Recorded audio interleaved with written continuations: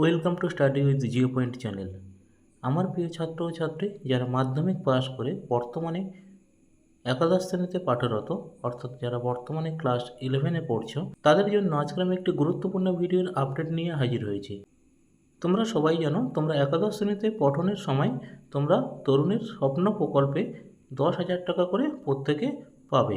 এই 10,000 টাকা যে তরুণের স্বপ্ন প্রকল্পে তোমাদেরকে দেয়া হবে, তার জন্য তোমাদেরকে কিন্তু আবেদন করতে হবে। কিভাবে তোমরা টাকা পাবে, তোমাদের কবে অ্যাকাউন্টে টাকা ঢুকবে, কোন ভুলগুলো করলে তোমরা টাকা পাবে না, তরুণের স্বপ্ন প্রকল্পে ফর্ম জমা দেওয়ার লাস্ট ডেট কবে, কবেই তোমাদের অ্যাকাউন্টে টাকা ঢুকতে চলেছে, এই সমস্ত কিছু নিয়ে আমরা এই ভিডিওর পরবর্তী অংশে আলোচনা করব।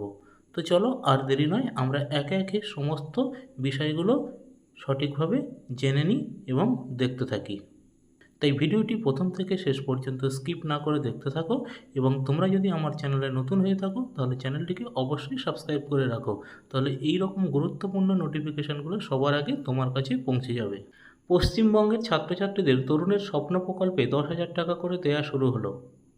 আবেদনের সময় এই ভুলগুলি তোমরা যদি করে থাকো তাহলে কিন্তু তোমরা টাকা পাবে না। তো চলো, আবেদনের সময় তোমরা সঠিকভাবে কীভাবে আবেদন করবে, কি উপায়ে তোমাদের আবেদন করতে হবে, কোথায় আবেদন করতে হবে, কোন ভুলগুলি করা চলবে না, তা আমি একে একে তোমাদেরকে শোনাচ্ছি। পশ্চিমবঙ্গ রাজ্য সরকারের অর্থাৎ গভর্নমেন্ট অফ ওয়েস্ট বেঙ্গলের জনপ্রিয় প্রকল্পগুলির মধ্যে অন্যতম তরুণের স্বপ্ন প্রকল্প বা তরুণের স্বপ্ন স্কিম। এই প্রকল্পের মাধ্যমে প্রতি বছর রাজ্যের লাখ লাখ ছাত্রছাত্রী তাদের পড়াশোনার জন্য ট্যাব বা মোবাইল কেনার অনুদান পান রাজ্য সরকারের পক্ষ থেকে। এক কথায় বলতে গেলে আজকের আধুনিক যুগে অনলাইন পড়াশোনার ক্ষেত্রে আরও অধিকতর প্রগতি ও যুগোপযোগী উদ্যোগ পশ্চিমবঙ্গ রাজ্যের তরুণের স্বপ্ন প্রকল্প। এবার প্রশ্ন হলো, তরুণের স্বপ্ন প্রকল্পে এই বছরের টাকা কবে দেবে? তবে সেটা জানার আগে অবশ্যই এই প্রকল্পে আবেদনের আগে সঠিক তথ্য ভালোভাবে বুঝে নিতে হবে। এই প্রকল্প সম্পর্কে বিস্তারিত তথ্য এবং টাকা ঢোকার তারিখ সম্পর্কে নিম্নে জানানো হলো। পশ্চিমবঙ্গ তরুণের স্বপ্ন প্রকল্পের ফর্ম ফিল আপ। দরিদ্র পরিবারের ছাত্রছাত্রীরা অনেক সময়ই আর্থিক দুর্বলতার কারণে পড়াশোনার দৌড়ে পিছিয়ে পড়ে। তবে পশ্চিমবঙ্গ রাজ্য সরকার তার আগামী যুব সম্প্রদায়কে মজবুতভাবে গড়ে তোলার উদ্দেশ্যে এবং অতিমারির সময়ে অর্থাৎ কোভিড-19-এর সময়ে বাড়িতে বসেই অনলাইনে পড়াশোনার জন্য শুরু করেছিল তরুণের স্বপ্ন প্রকল্প। এই প্রকল্পের মাধ্যমে ট্যাব বা মোবাইল কেনার জন্য রাজ্যের পড়ুয়াদের 10,000 টাকা অনুদান দেওয়া হয়। তবে বিগত কয়েক বছরে এই প্রকল্পের টাকা সঠিক প্রাপকের ব্যাংক অ্যাকাউন্টে না ঢুকে অন্য অ্যাকাউন্টে চলে যাওয়ার অভিযোগ উঠে এসেছে বারবার। তাই এবারে এই ধরনের সমস্যার পুনরাবৃত্তি না করার জন্য একগুচ্ছ সতর্কতা নিচ্ছে রাজ্যের শিক্ষা দপ্তর।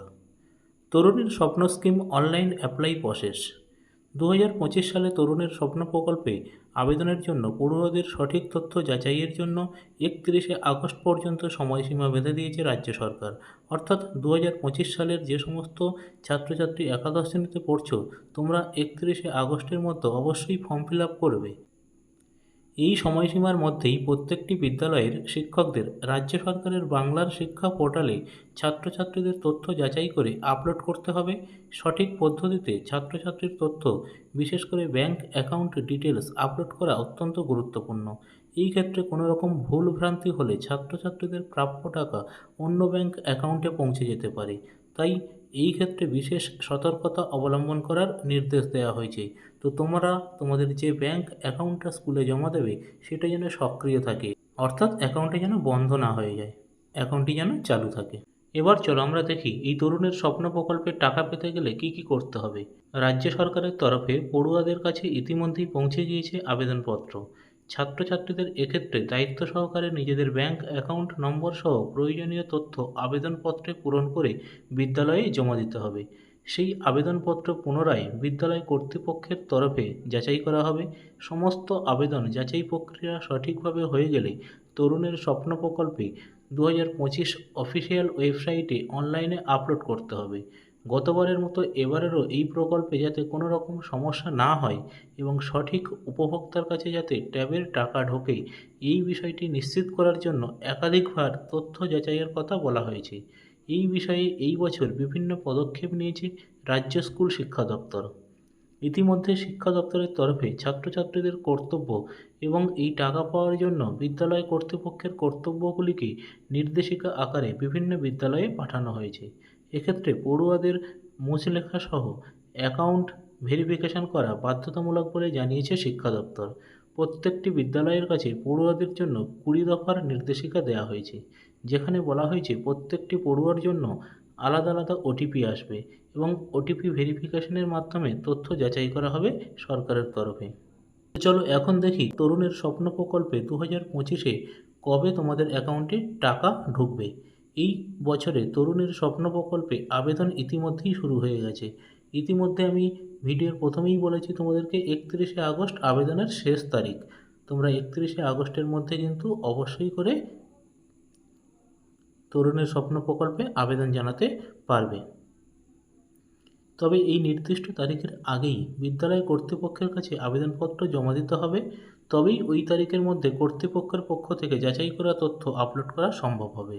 তোমরা 31শে আগস্ট লাস্ট ডেট বলে 31শে আগস্ট পর্যন্ত অপেক্ষা করো না, তার আগে কিন্তু তোমরা জমা দাও স্কুলে, না হলে তাদেরও তো ফর্মটা অনলাইনে আপলোড করতে হবে, তাই তোমরা বেশ কিছুদিন আগে জমা দিয়ে দাও।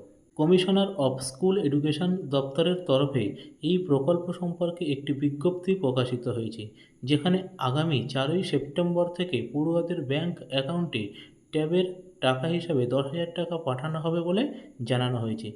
আমরা দেখতে পাচ্ছি যে কমিশনের তরফ থেকে যে বিজ্ঞপ্তি প্রকাশ করা হয়েছে সেখানে বলা হয়েছে স্পষ্ট যে 4ই সেপ্টেম্বরের পর থেকে বা 4ই সেপ্টেম্বর থেকে তোমাদের ব্যাংক অ্যাকাউন্টে ট্যাব কেনার জন্য তরুণের স্বপ্ন প্রকল্পের 10,000 টাকা করে ঢোকা শুরু হয়ে যাবে।